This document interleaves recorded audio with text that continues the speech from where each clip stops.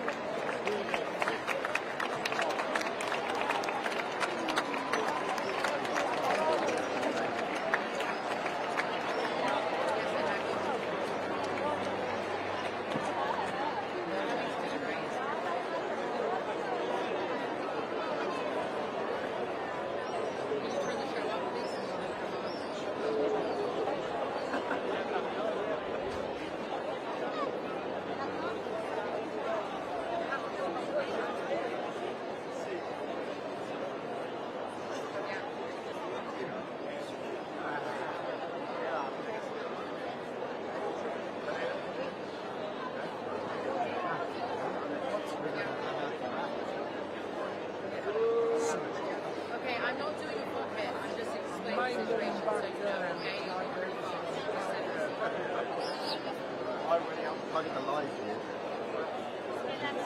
Running on its own.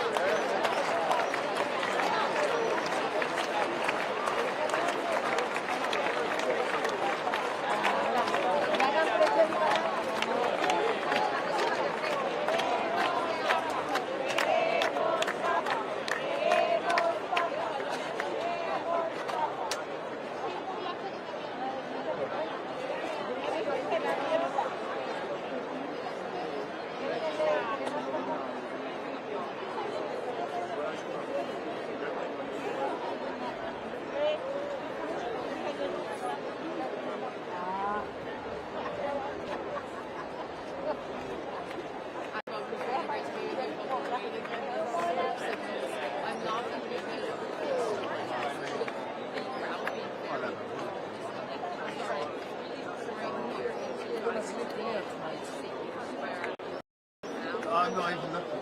I'm not going to look. I said, I'm going to put my head in my shelf. At the moment, this is why I'm now. An hour and a half. No. Normal. Six. You ready to now, up until about 15 minutes,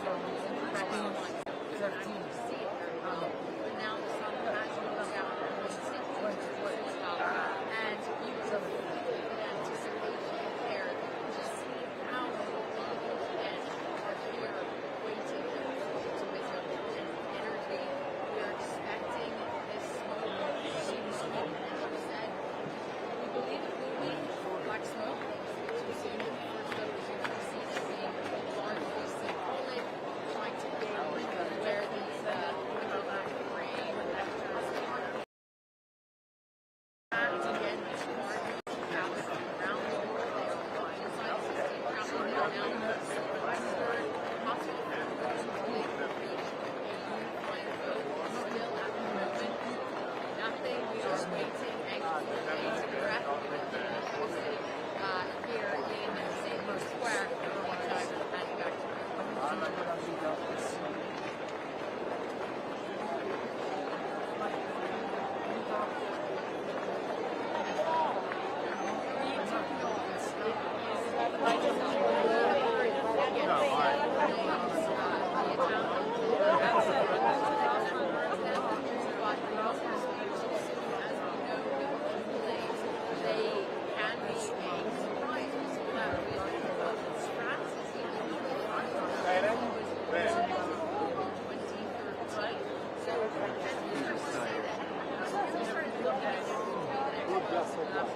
Magari. Philippines, there's again, there's Carolyn, many different Italian What? but we're seeing this shifting and so much uncertainty. Give me one, We just one don't know. foot at a time.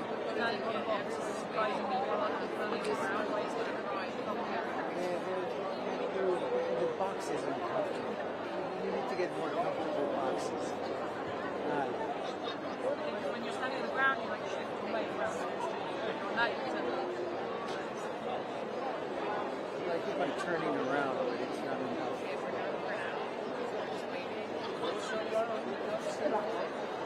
I'll stay connected.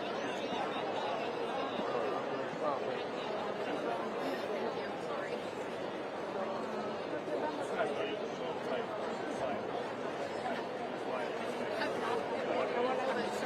No. Say like 1 minute.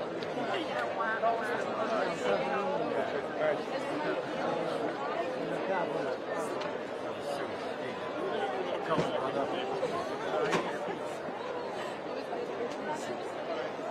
Maybe I'll have a cigarette.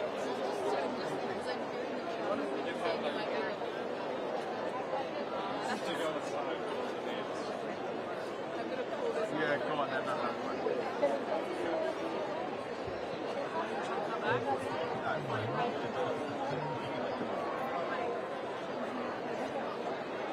Hello?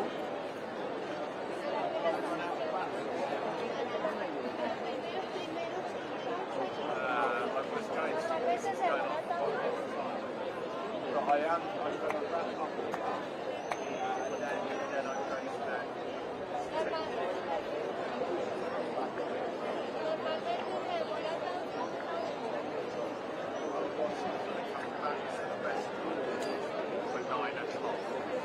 that was the sort of plan, alright?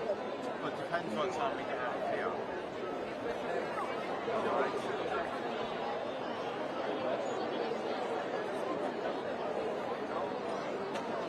Oh, right, I know what you mean. Let's see what time we get out of here first, alright? Because,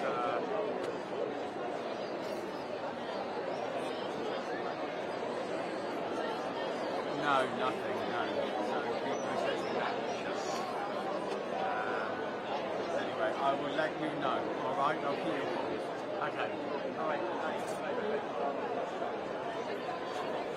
Samarska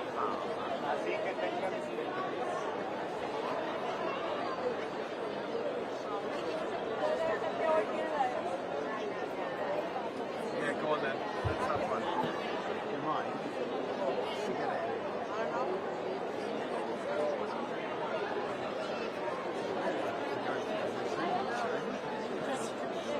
Yeah, no, like serious.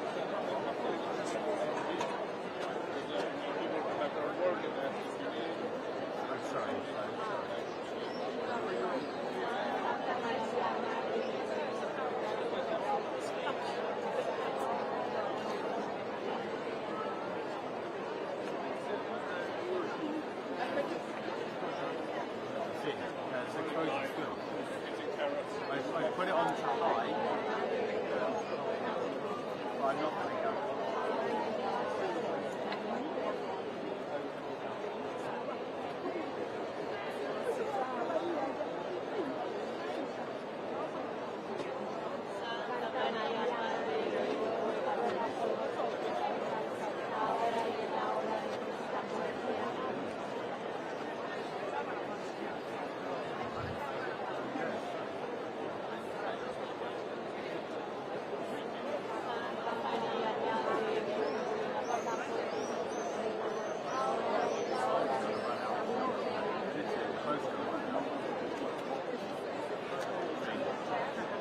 How much you don't want to lose my place? Okay. So the light you I got enough. I got a big battery. No, how much you know you can solve streaming? Oh, 4,000. I got this massive bloody truck. Sorry, you never, you went down to like down, shut up there.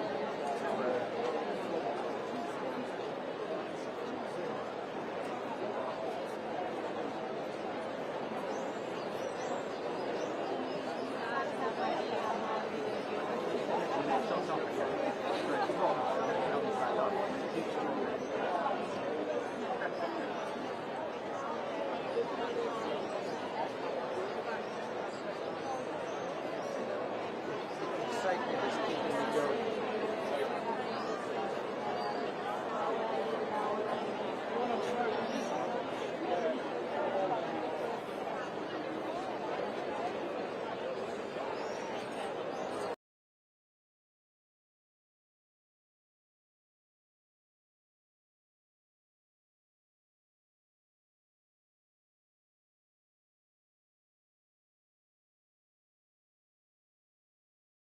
Be able to tell us, and we won't be able to exhaust them. I mean, they're suggestive, right? We'll see. Well, that's an interesting name.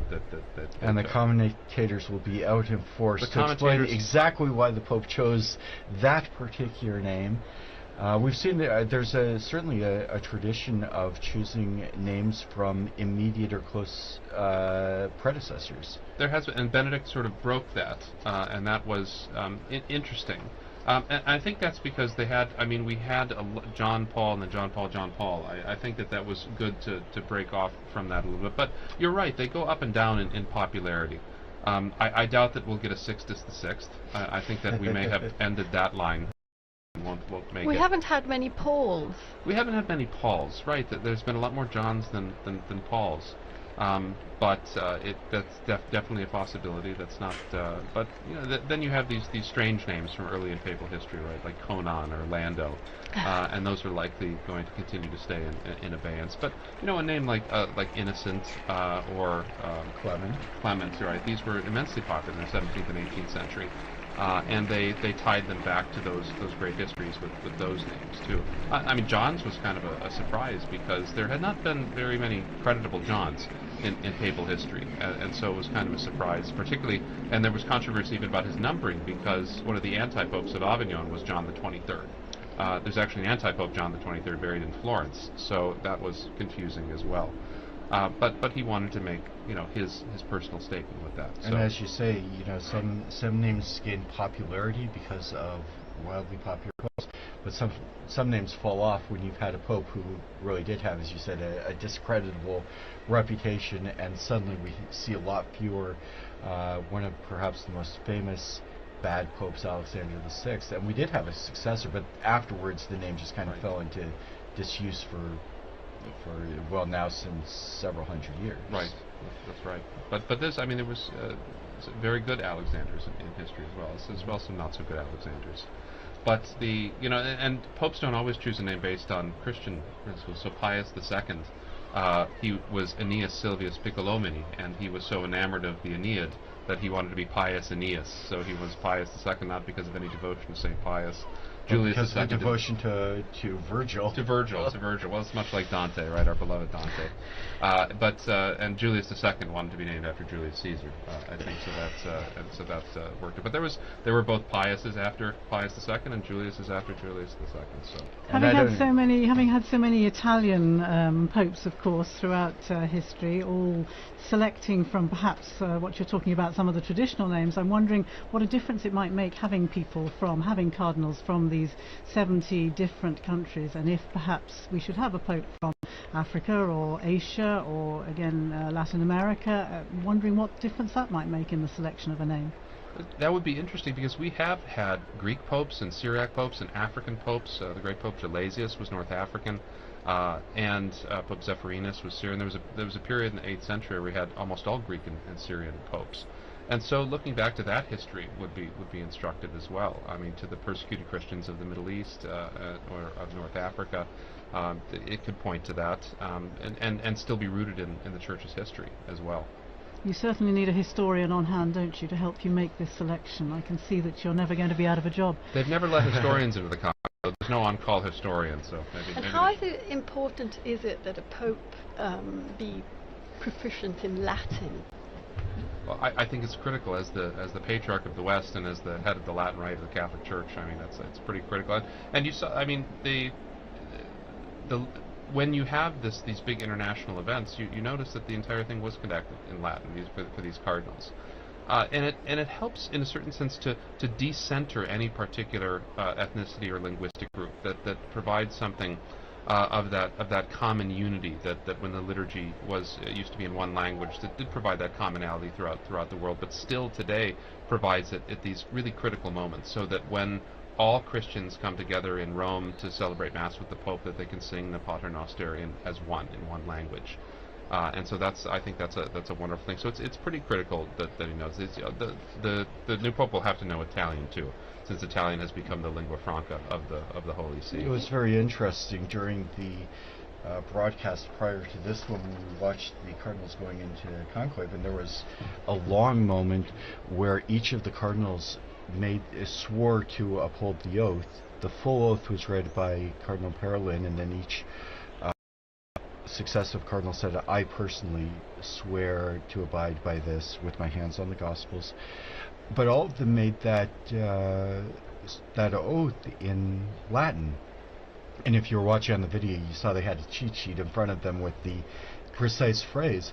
What was really fascinating, you saw Latin cardinals, but you also saw cardinals from Eastern churches from all over the world, and each of them was pronouncing the exact same words in Latin in their own language. And I thought that was one of the most moving parts of the ceremony, where you'd hear an American perhaps with a bit of an Irish accent, and you'd hear a Japanese cardinal or an African cardinal, or cardinals from all over the world. I heard Stephen Brislin with his South African accent. For those of you, I mean, we all remember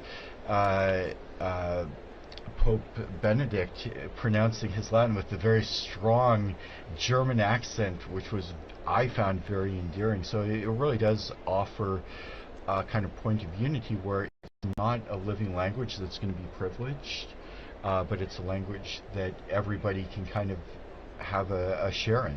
And yet the language question, of course, is quite an issue for cardinals coming from so many different countries, perhaps in places where they haven't had an education in Latin to the same degree as would happen here, for example, in the universities, the pontifical universities in Rome. Even in the general congregations and so on and so forth, what is the general rule language that is spoken? You mentioned the need to speak Italian, of course, if you are elected Pope, because that is the language. As the Bishop of Rome, you're expected to have a good command of Italian, but that isn't necessarily the case for a lot of these men, is it? Several popes have reiterated the importance of learning Latin, and so, because I mean that's the language of canon law and of all official documents in the Catholic Church. It's really critical that we help to form young priests, especially in emerging countries. But then we also expect them, like you said, we expect them to learn Italian too. And so this is also extremely difficult for particularly non-Mediterranean, non-Western people.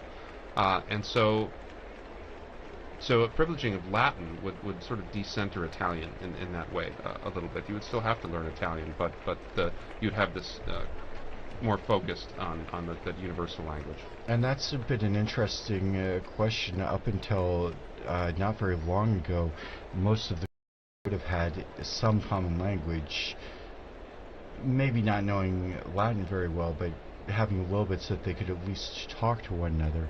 And we already saw in the general congregations before that in the various synods, the synods of synodality, where you have to come up with a language that people can understand, or make sure that different addresses, documents are translated into various languages. For a long time, the cardinals would have been largely well educated, and or when I say well, not good, but in the sense of had a lot of education and maybe could talk to one another. One of the things they've talked about with this conclave, with 133 different cardinals, not all of them speak Italian, not all of them speak English or Spanish, which are somewhat common languages, but they're in a room where if they want to talk to one another, there are some limitations as to their ability to communicate.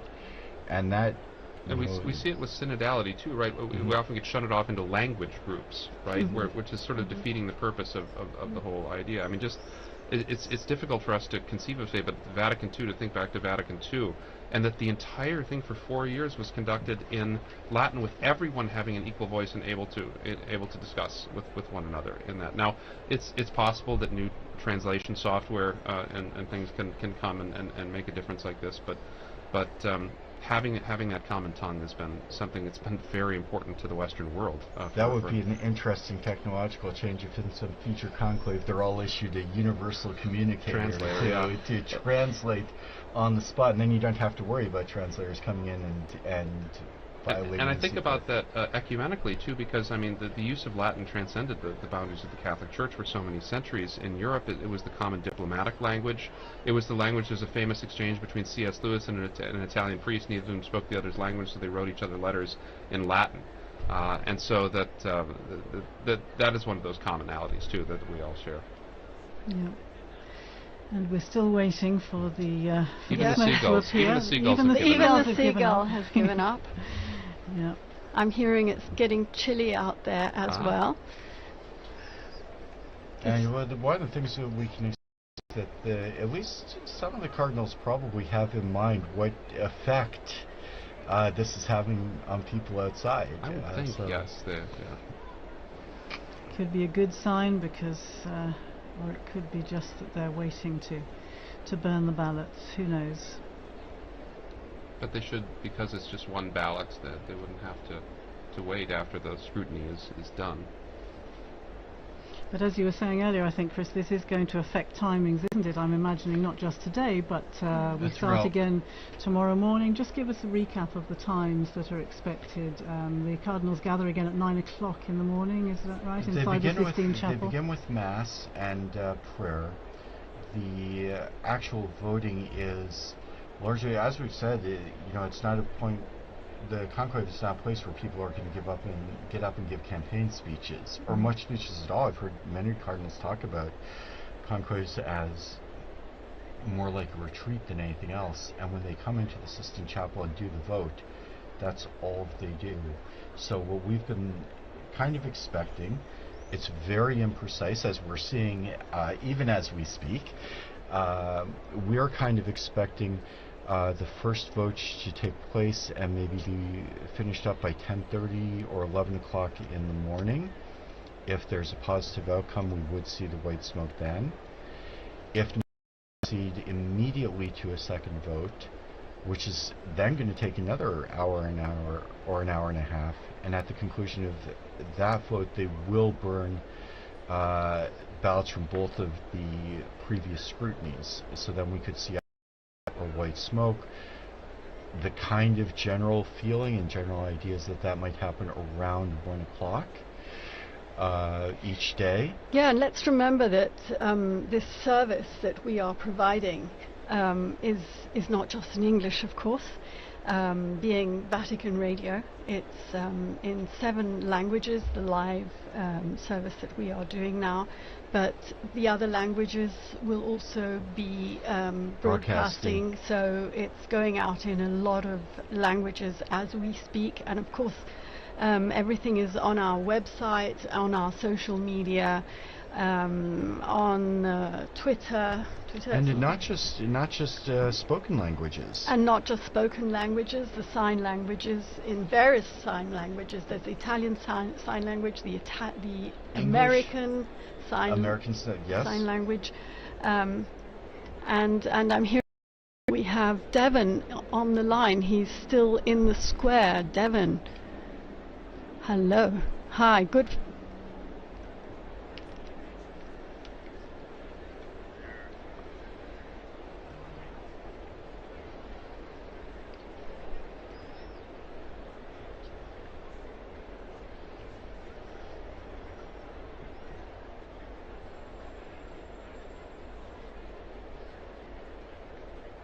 Is it getting dark?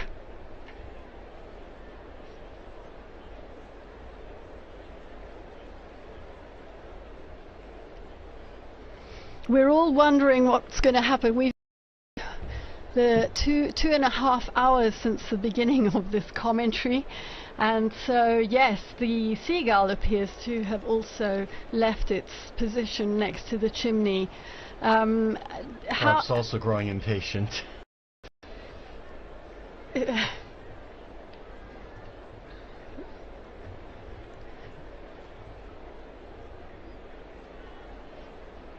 Have you spoken to any other pilgrims or Romans in the square who have specially come for the occasion?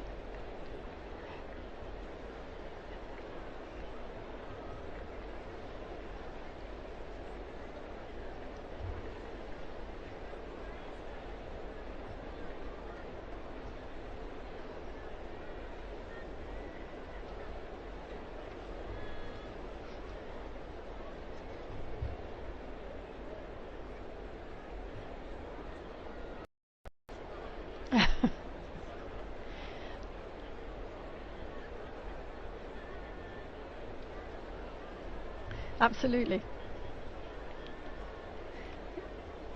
We will. Thank you very much, Devon. And what's very interesting is that if they've chosen not to do a vote this evening, or if there's a problem, that's probably not the level of intervention that will cause them to break the conclave. So there's no real means for them to let us know what's happening inside. So we're gonna keep guessing and keep waiting and praying. For those of you who are listening in, we can tell you a little bit about how you can listen in to and follow the papal election on Vatican Media. As we mentioned, we followed the Mass for the election of the Roman Pontiff earlier this morning. You can learn some more about that on our website. If you're watching on TV, you see our famous seagull has returned, at least one of them. There are various languages that you can follow the events in, including sign languages, American Sign Language, and some of the Spanish and Italian versions. Vatican Media is also providing video and photo coverage of the various events that took place today, the Mass and the entry into the Conclave. And we will be opening up a live broadcast for each of the periods when we do expect a papal vote, continuing tomorrow morning, beginning at, I believe, 10 a.m. I think the broadcast goes live at 10:30 a.m. 10:30 a.m. That's right. And you can go to our Vatican website to find all of the broadcast times, and we do really hope you will join us.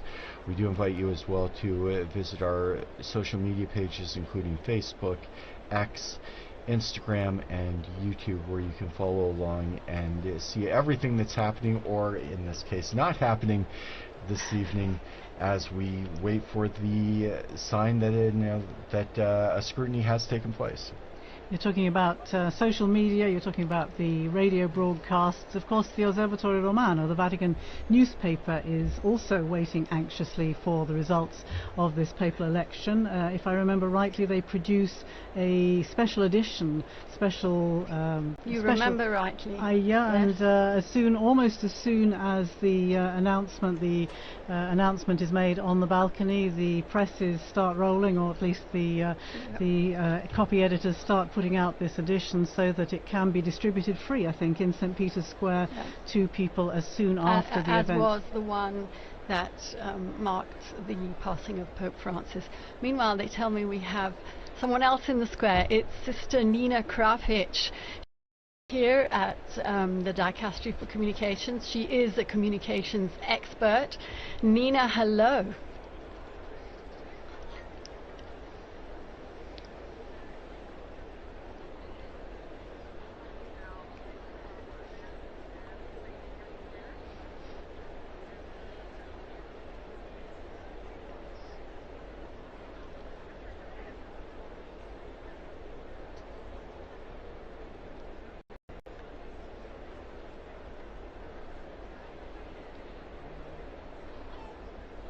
It's your first conclave, isn't it, Nina?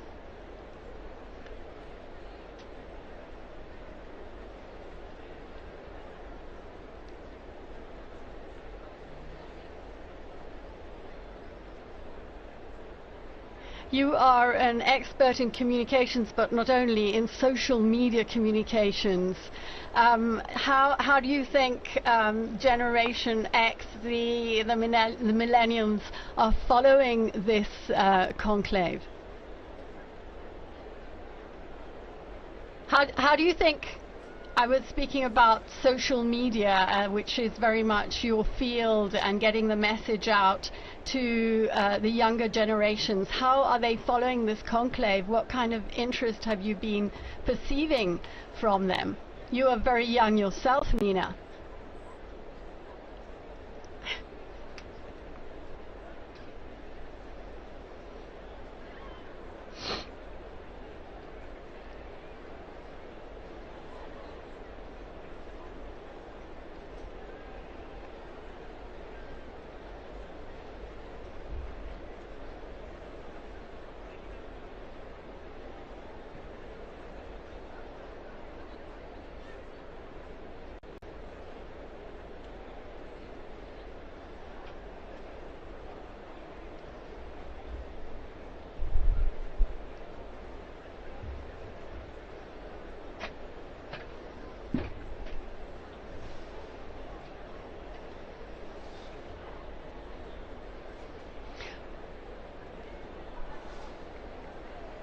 Well, you know how we knew that you were there, Nina? Leo, my son Leo, saw you on Instagram in the square.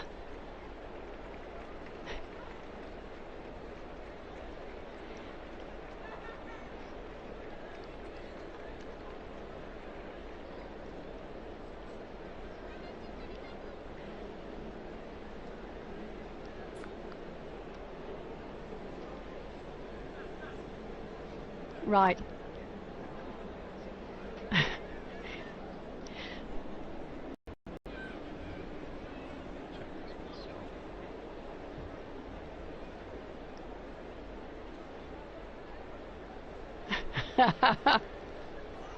A chimney and a seagull, yes.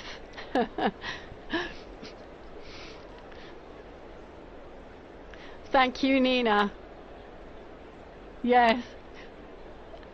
We'll be speaking to you again. Yeah, absolutely. Okay.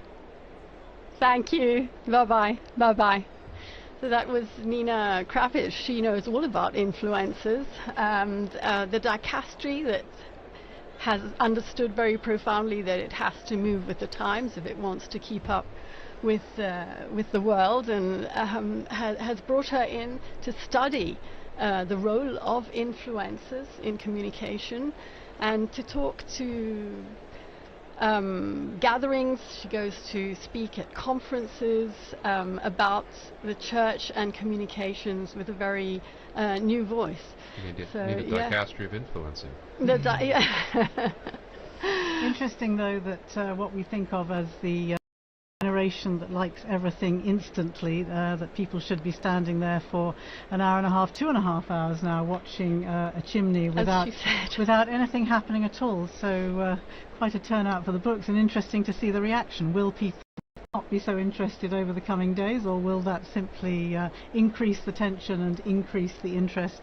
We'll have to see tomorrow what happens. Francesca's telling me the numbers have gone up. There are 45,000 people in the square at 20:35. That's 25 to 9 local time here in Rome. Well, it's still mercifully before Italian dinner time, but it's well past American dinner time.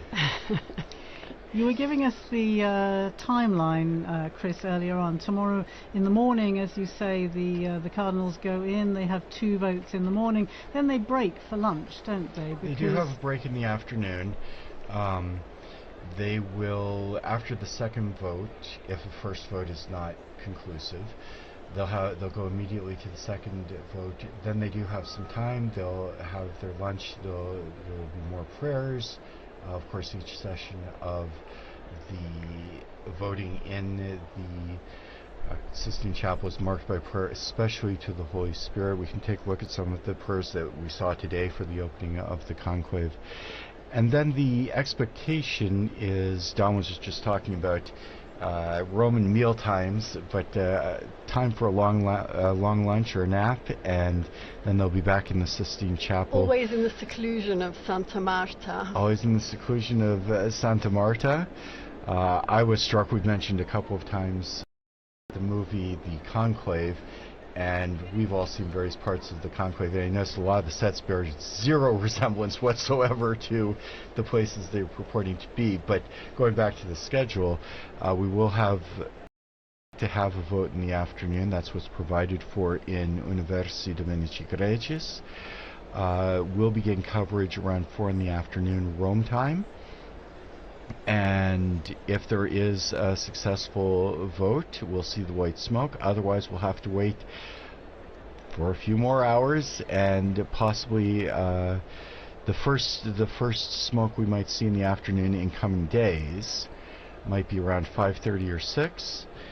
Later, if it does go to a second ballot, we will see smoke of some sort, hopefully, around 7 or 7:30 is the expectation. But as we talked about, there was... I'm getting news about that. Apparently the last time there was not a vote, so there was no smoke during the session, was in 1941.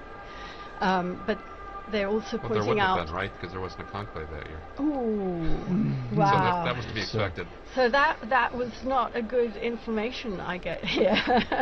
Because they also point out there were far fewer cardinals in that conclave, but as you say, no conclave in 1941. Maybe they meant 1939. We'll have to check that. Check on that again. And still nothing. It still looks quite light out there. And of course, the cameras are pointing out towards the west, so the last shreds of daylight will be seen from the perspective that we're looking at the chimney. Whereas if you, for those in the square, if they turn around and look out, they'll see that the light is dying out. We can see out the window here, sky's growing pretty dark in the other direction, and we might have a situation where it does become difficult to see the smoke or tell what color it is. In which case we would be waiting for the bells again, as we were mentioning earlier, if it's a successful vote. Otherwise people will be craning their necks to see what they can see from the square. But meanwhile, it might be a good opportunity to talk about one of the unique features of this conclave. For, as we've mentioned earlier, there are 133 cardinals who entered into the conclave. That's the largest number of cardinals ever.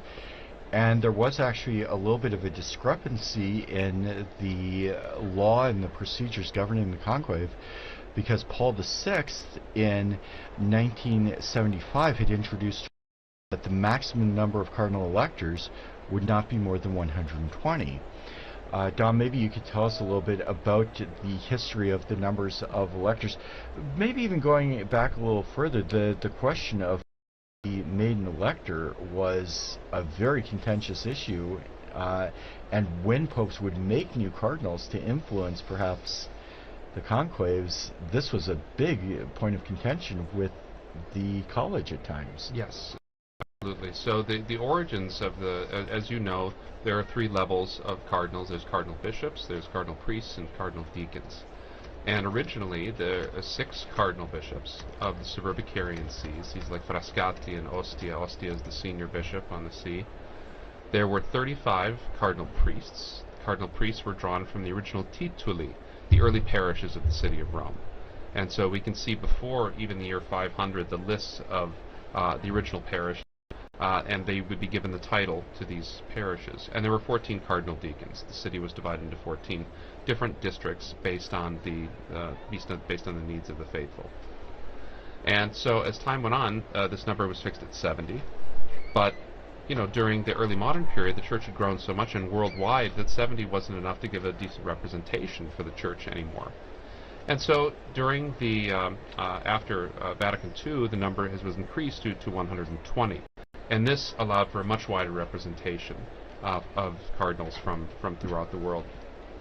And the discrepancy came because popes wanted to make more appointments, because you have cardinals aging out all the time. They're always, every month or two you have another cardinal that doesn't get to vote anymore. And it's not just Francis that exceeded the number. Benedict and John Paul also exceeded the number. They just did not have a conclave during the period when the number was exceeded. And so clearly it's the manifest will of the supreme legislator, the 3 last popes, that if there were to be a conclave, it would be that all the eligible electors. So the cardinals a couple days ago made a decision saying that this was the manifest will of the elector. All cardinals under 80 who are in Rome and can participate can vote.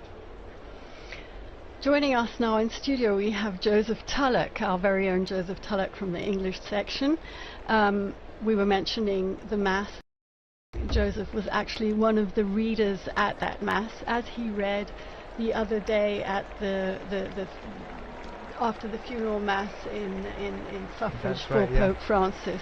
Joe, you were standing out there in that square filled with tens of thousands of people. First of all, would you like to tell us what that felt like and how you lived this experience? Yeah, sure. Hi everyone, I'm Joe. I'm part of the English team here at Vatican News. And what Linda's talking about there is, so I was reading this morning, but before that I had the chance to read at the second, what they call Novem Diales Mass, so the second Mass basically in memory of Pope Francis. It was really nice. It was a really great opportunity to say goodbye to the Pope. That was right after the death, and we were still really missing him. So that was a really great opportunity. There's about 200,000 people showed up for that Mass.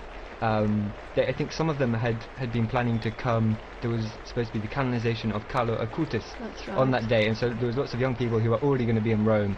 But what was nice was they were clearly happy to be there for the Mass that they had to go to instead, which was the second memorial Mass for the Pope. There's lots of cheering. They really, there was really. Sorry, I thought I saw a flash of smoke there, but it was just a seagull's wing, I think. Right. Very disappointing. Yeah, so that was a really great opportunity. And then this morning too, that was the Pro Eligendo, so the Mass for the election of the Pope, and it's basically this opportunity for the cardinals to come together, and together with the people of God, lots of ordinary Catholics and perhaps some non-Catholics gathered in the Basilica with them to pray and to invoke on this conclave process. So really nice. I did, to be honest, when I've been here now at Vatican News for about 2.5 years, and I always imagined that the conclave would be this period where I'd be doing so much journalism and going around and reporting on everything, and in the end I've just read a lot of Masses. But that's nice as well, and I've really... You've been working hard as well, writing yes, that's true as well. And what reading did you do this morning? So it was a reading, putting me on the spot, it was from, I think, the prophet Isaiah, and really nice reading about, I think it's the one that has... The Spirit of the Lord is upon me, He has appointed me to preach the good word to the poor, something like that. So the kind of a reading coming out of this prophetic tradition in the Old Testament, and of course the readings are picked, I assume, with kind of the idea of reminding the cardinals of what they're looking for in a pope. So somebody who will have Right. the poor in mind. I think I'm getting the reading right. It's funny actually, when you're there reading, you're so focused on saying the words right that you're not even thinking about what it means. So I may have misremembered what the, No, what I the reading think was, you're but I think that was the one. remembering rightly Yeah. that it was focused on the characteristics that a new pope Yeah. should hopefully have. So yeah, absolutely. Yeah. Joe is going to be in studio with us again in these Yeah. coming days as we await the smoke, unless at this point it could be white. Who knows? Yeah, who knows? Who knows? Who knows? So that's right. I'm going to be joining on Friday morning. If, of course, I mean, we could very well have a new pope by then, because by then there will have been there'll be 9 between now and Friday morning. So there's 1 ballot this evening, and then there'll be 4 tomorrow. And so it's quite possible to have a new pope by Friday morning, but if not, you'll be able to listen to me and my wonderful colleague Francesca Merlo, who's producing today, but she'll be joining me in the studio on Friday morning. If we don't have a pope by then, who knows? Yes, thank Yeah. you here to Francesca Merlo and to Mario Scarton, who are both working on the other side of the window here in this Vatican Radio studio. We've been talking a bit about all that's happened between the funeral and the general congregations leading up to this conclave. Perhaps we could just take a brief look at actually what happens. We've talked about the Pope coming out onto the balcony, the first acclamation by the people of Rome and so on. But then we have to look forward also to the installation, the inauguration of the new papal ministry. Perhaps we could talk a little bit about what happens then, remembering past occasions. It's usually about a week, isn't it, between the announcement, between the successful outcome of Right. the conclave. Well, and first of all the delegations that are going to be here in Rome for that ceremony have to get here, so it can't be immediately afterwards. There are some technical times that have to be respected, so even should the Pope be elected on Friday, it couldn't be on Sunday. It would just be too early, although on Sunday he could probably do his first Angelus address. Yes, absolutely. And we have to remember that if he's a bishop already, and all the cardinals in there, and most of the cardinals are bishops, that he becomes Pope the moment he accepts. When the cardinal asks him, "Do you accept the canonical election as Roman Pontiff?" and he says, "Yes, he's the Pope." And so the installation Mass is, it's not a formality, it's a very important moment that he inaugurates his Petrine ministry. But he becomes Pope with full authority at that moment. And then the inauguration, I remember being at the inauguration in 2013 and being up on the colonnade. That was a great privilege. I love doing that. And you see, because then you allow, just for the funeral too, like when they have the delay, you want the dignitaries to be able to come, and they will come. I mean, as we've seen it, I mean, the world pays attention to what happens in the city, and that's critical. But there's a whole set of ceremonies that go along with the new pope, right? That culminate really after the installation Mass with the actual possessio, the taking possession of his cathedral at St. John Lateran, which I was also present for when Pope Francis took charge of his cathedral. And so this is a wonderful series of events that makes fuller the meaning of what's happening in the Sistine Chapel right now. Pope Francis particularly wanted his inauguration, if I remember correctly, to be on the feast day of St. Isn't that right? And that, of course, became, again, a bit of a theme during the pontificate. We learnt that he had the statue of the sleeping Joseph that he would keep on his bedside table there in Santa Marta. Had a particular significance for him, didn't it? And he inserted the name of Joseph in every Mass that was said throughout the world. So there's a great devotion to St. Joseph, to St. Joseph in his feast days, as patron of the Universal Church, but also as a patron of workers and as a patron of fathers. It was very important to him, for sure. The thing I remember particularly about the installation of Francis, of course, was that it was only 3 days apart from the Archbishop of Canterbury, and because I was covering ecumenical affairs, I wanted to be in both places, and fortunately, because there was that little time gap, it could have been on the same day, but actually in the end I was able to be here in Rome for the papal inaugural Mass, the papal installation, and then get to Canterbury as well before the Archbishop of Canterbury's taking the beginning of his ministry there in Canterbury Cathedral. And there was a nice, when Francis died, there was a nice little tribute from Justin Welby, no longer of course the Archbishop of Canterbury, but there was a nice tribute in which he talks about his first meeting with Pope Francis, and he was ushered into these, extraordinarily elaborate and baroque surroundings in the apostolic palace, and feeling a little bit intimidated anyway, and he sits down, and the Pope begins by saying, I'm senior to you, as you know. And of course his kind of heart sunk, and he thought, well, this kind of wasn't the tone I was expecting. And then the Pope looks up and jokes and goes, by 3 days only. And that was kind of the tone that the jokes continued, and it was the beginning of a very strong relationship in which they kind of lived out this ministry of walking and working together, which became the leitmotif of the sort of Anglican Catholic dialogue through this past 12 years. Well, in a much more modest register, we also learnt to know him and walk with him after that 13th of March, which we don't forget because we were here.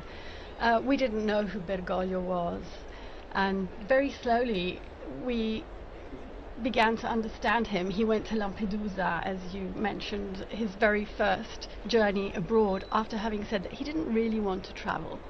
It wasn't his thing, but he went to Lampedusa because that issue was so important for him. And being there, he realized, he told us afterwards, he realized how important it was for the people to feel his closeness and to feel he was going to them.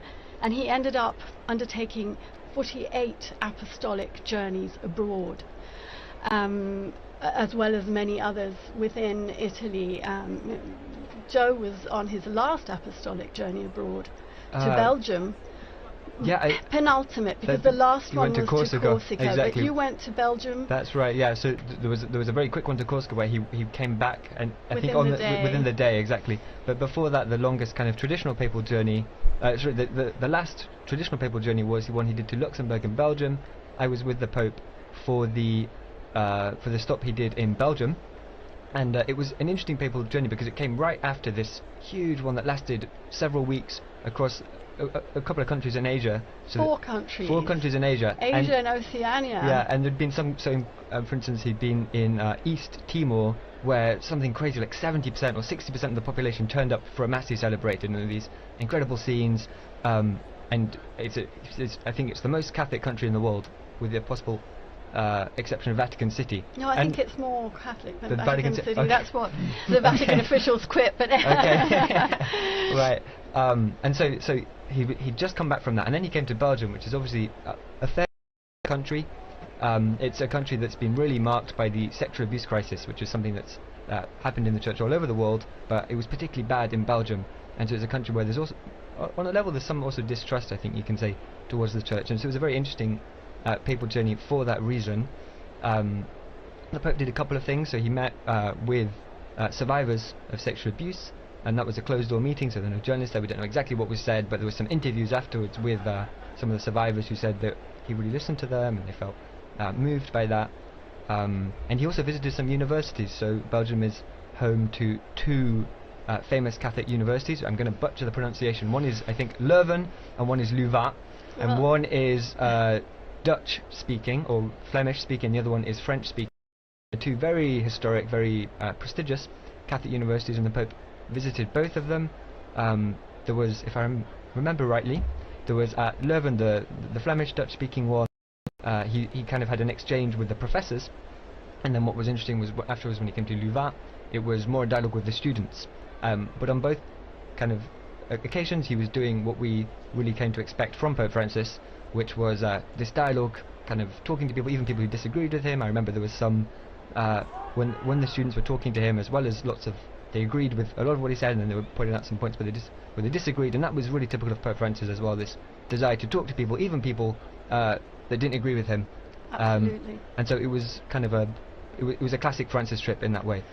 I was speaking to the international director of the Jesuit refugee service just slightly after his death, and he said very much what you have been saying. He would sit down and enter into dialogue with the person he had before him, and it was never a problem to disagree or to listen to a differing perspective. In fact, he was interested in doing exactly that.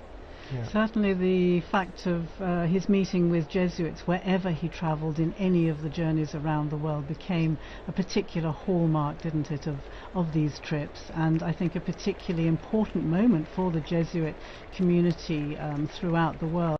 I'm wondering, Don, if you can tell us anything about the frequencies of popes belonging to particular orders as opposed to those who don't. I mean, it's not terribly common. We remember it was almost a shock when Jorge Bergoglio was a Jesuit, right? It was kind of popularly thought that a Jesuit would never become pope, so that was very shocking. There have been several popes from religious orders. From the Franciscans and Dominicans, each have a handful of popes. None since the 18th century, late 18th century. There have been some monk popes, particularly during the period of the monastic revival in the 11th century. But by and large, they have been taken, a lot of them, from the secular clergy. That's been mainly, and they've kind of gone back and forth between the diplomatic corps and between canon lawyers and theologians, and that's been pretty much the case. There hasn't been too much of a... While there is always, I would say, about 15% of representation in the College of Cardinals come from religious orders. They do not often get elected to the papacy. I don't think it's any particular animus against... It maybe historically have been against Jesuits, but that's not... And I'm talking back from the very foundation of the order. But it's really something that the person has to fit the job too. And very often religious orders are focused on a ministry. They're focused on a particular specialty. And the pastor, the secular priest, the bishop has got to be all things to all people. And that often is better training for the kind of things you'll encounter in the papacy than other forms of religious living. And I wonder, is that 15% roughly the same today with the cardinals who are gathered behind the walls of the I'd have to Sistine look. Chapel there? I could make a count, but I would suggest it's roughly 15 to 20%. And so after the Pope died, I saw a couple of headlines saying something along the lines of Pope Francis never stopped being a Jesuit. And this idea that as you were saying there, that each of these orders has their own charism and they really mark the members of those orders. I don't know if you have any thoughts about the ways in which Pope Francis never stopped being a Jesuit, the ways in which his Jesuit formation really shaped him and became the Pope that we all knew. I think the Jesuit formation creates such strong individuals. They are able to, think of the great Jesuit missionaries that are able to operate. They're meant from the very foundation not to live in a religious community, right? They're meant to be able to be sort of sole proprietors sometimes when they need to be. And so go off like Francis Xavier around the world by themselves, never see another Jesuit for years and years and years.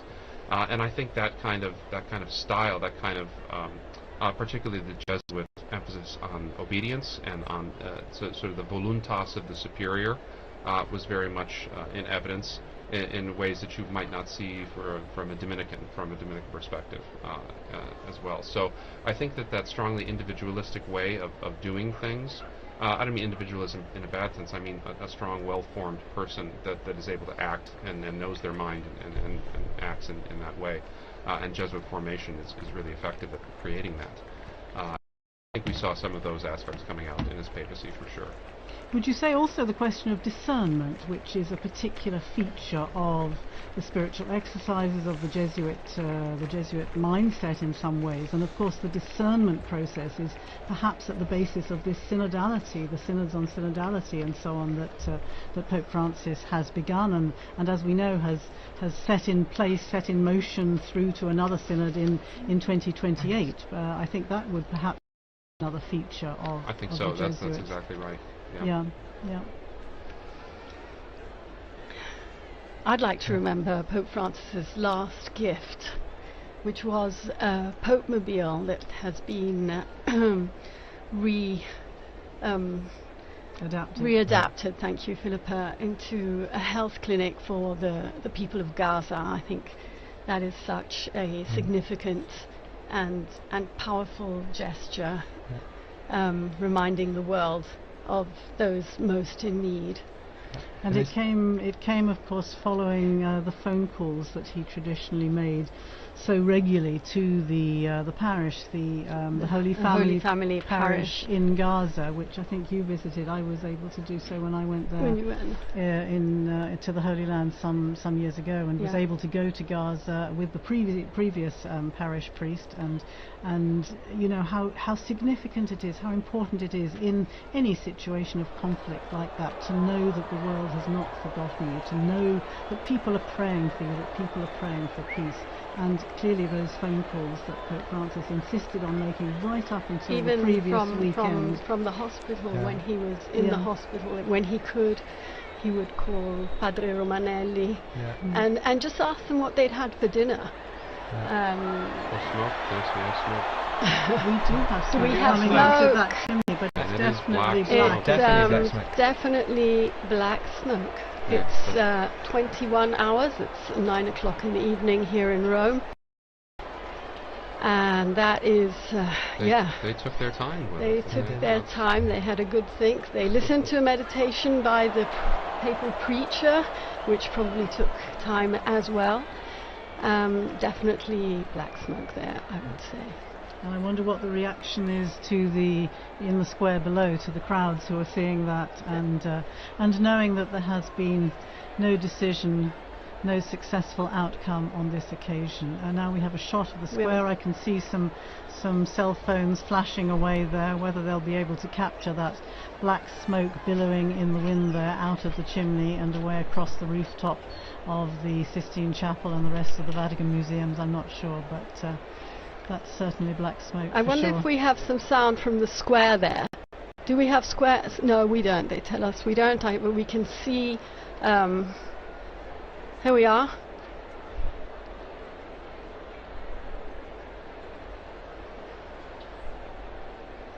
Well, The noise they've of made the sure crowd. of it, at least. That's good. They've Oh, got wow. a good bit of it. Yes, a good crowd in the square. And you can see, of course, those giant screens set up so that even if you can't actually see from where you're standing, Which it looks difficult to see from it now. does. yeah. And in fact, I remember that from past And as you years. were saying, it's At dark. nighttime, yes, Yes. it becomes difficult. Okay. Okay. Well, that is again. I never failed to be moved by the sight of our most beautiful city, the Bernini Colonnade, St. Peter's illuminated, that night sky. It could have rained today, but it didn't. It's also It a looks blessing like we for may many. have good weather for the rest of the week. So There you are. And you can see, if you're watching on the television screen, it is now completely dark in Rome. The lights are on, the new illumination of the dome of St. Peter's. And the crowd, I think, is very relieved to see smoke, and very definite black smoke. I think there's no question from the very beginning. I want to say thanks to Joseph Tulloch for joining us there. He disappeared out of the studio. Thanks again to Joseph for relaying his experiences. And thanks to our team in studio.